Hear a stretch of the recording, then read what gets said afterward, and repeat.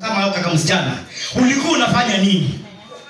Baba akaniambia nilikuwa kijana ya kanisa kwa Catholic, nilikuwa nasaidia mafadha pale mbele.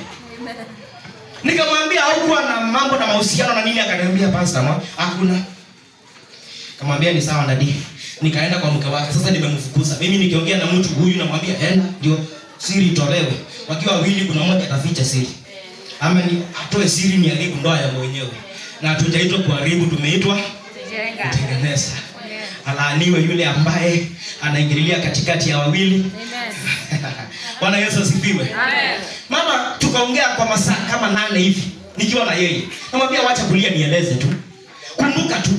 Anafikiria ninakumbuka nikiwa shule. Huyu mzee wangu, huyu baba yetu huyu alikuwa anakuja kwa dirisha usiku, anarusha kamawe hivi. Kale kamawe kanangonga kandirisha yetu hivi. Mimi nasikia ni yeye anasema na mimi nasema acha nimeamuka. Hakuna kuongeleshana mbele hapo.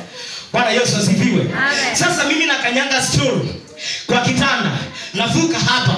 Yeye anakanisha mikono na njiajiria kwa sababu ni ngoro ananishika.